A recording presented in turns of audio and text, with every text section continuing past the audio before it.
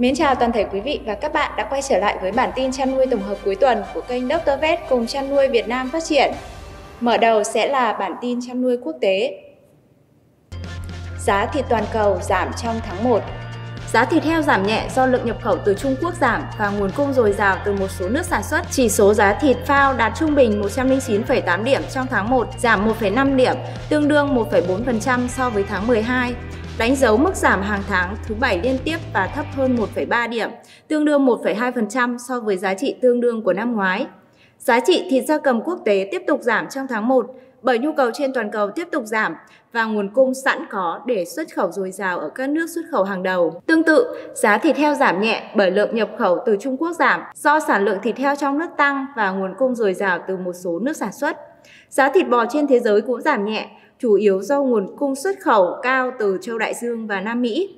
Ngược lại, giá thịt cừu quốc tế tăng do nhu cầu nhập khẩu toàn cầu cao và nguồn cung động vật để giết mổ ở châu Đại Dương giảm do những cơn mưa gần đây đã khuyến khích nông dân tiếp tục nuôi động vật lâu hơn. Chăn nuôi lợn ở Chiết Giang lại thua lỗ trong tháng 1. Cuộc khảo sát báo cáo hàng tháng của Ủy ban Cải cách và Phát triển tỉnh Chiết Giang đối với 31 trang trại chăn nuôi lợn, hộ gia đình được chỉ định của tỉnh cho thấy vào tháng 1 năm 2024, giá lợn giết mổ ở Chiết Giang giảm, chi phí chăn nuôi lợn giảm và lợi nhuận từ chăn nuôi lợn giảm. Chăn nuôi rơi vào tình trạng thua lỗ trong 6 tháng qua.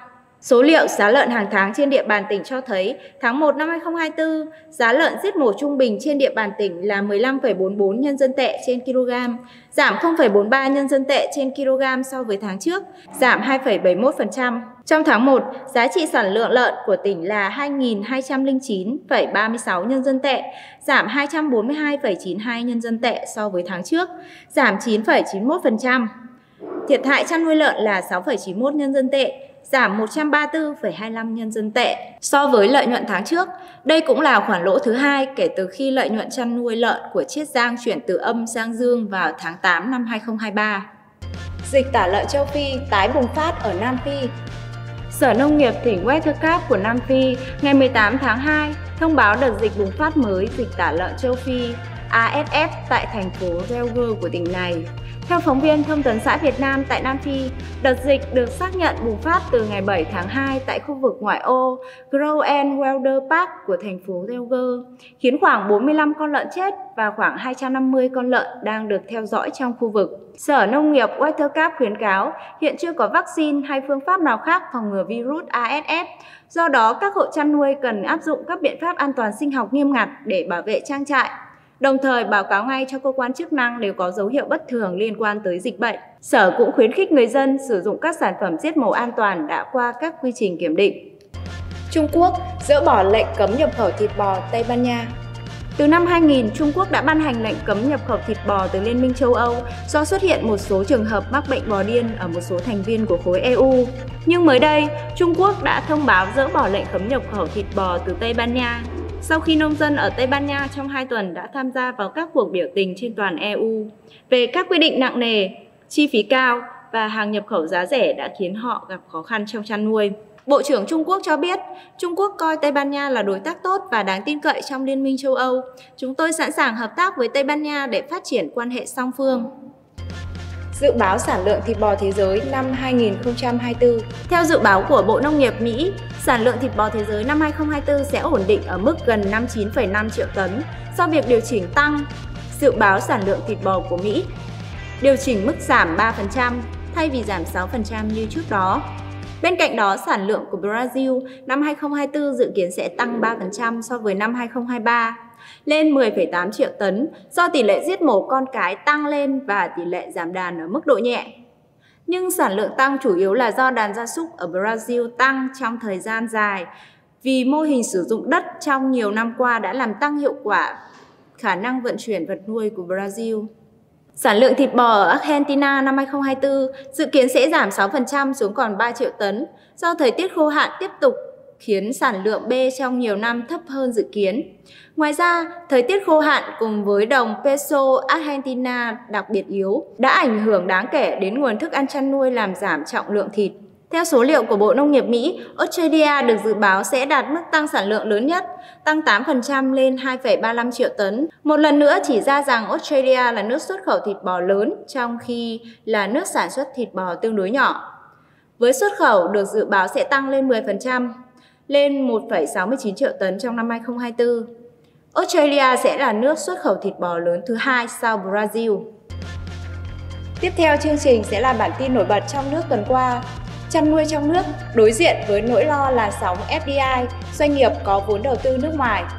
Theo báo cáo của Cục Chăn nuôi, các doanh nghiệp chăn nuôi lớn như Dabaco, Masan, Xuân Thiện, Tân Long, Thiện Thuận Trường, Marvin, Greenfit, Trường Hải, Hòa Phát và các doanh nghiệp FDI như CP, Jaffa Confit, New Hope, CJ, Sunjin, Emivest tiếp tục đầu tư và chăn nuôi theo hướng công nghiệp hiện đại, tiếp cận theo hướng liên kết chuỗi khép kín. Trong lĩnh vực gia cầm, tình trạng cũng tương tự bởi các doanh nghiệp nội hộ chăn nuôi bị yếu thế về vốn, công nghệ, kinh nghiệm quản trị doanh nghiệp so với doanh nghiệp FDI. Đây là xu thế tất yếu trong phát triển chăn nuôi hiện đại, nhưng cũng là bài toán khó đối với sinh kế của nông dân.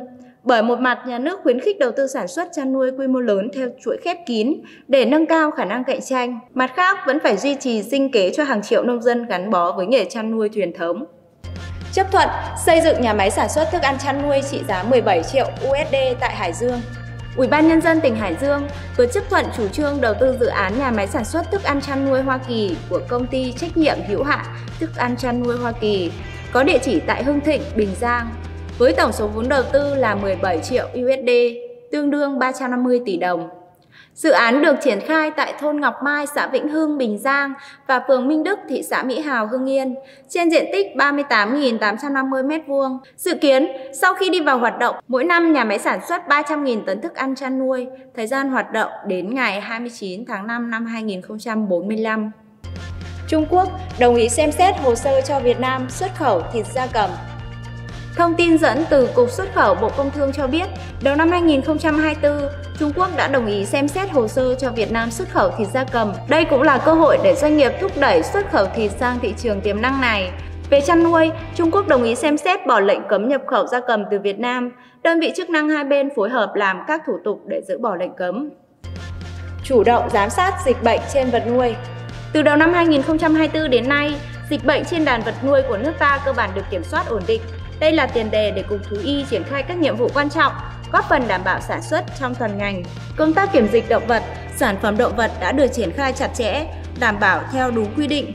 Về một số nhiệm vụ trọng tâm cần triển khai sau Tết, ông Nguyễn Văn Long, Cục trưởng Cục Thú y cho biết, Cục sẽ theo dõi tình hình dịch bệnh, nhất là các bệnh nguy hiểm như cúm gia cầm, lở mồm long móng, dịch tả heo châu Phi, viêm da nổi cục, dại. Tiếp tục hướng dẫn, đôn đốc, giám sát, tổ chức triển khai thực hiện 6 chương trình kế hoạch quốc gia phòng chống dịch bệnh động vật. Cùng đó, Cục sẽ tham mưu Bộ ký văn bản chỉ đạo về phòng chống dịch cúm gia cầm, triển khai tháng tổng vệ sinh, sát trùng, tiêu độc. Triển khai tháng tổng vệ sinh, tiêu độc khử trùng môi trường đợt 1 năm 2024.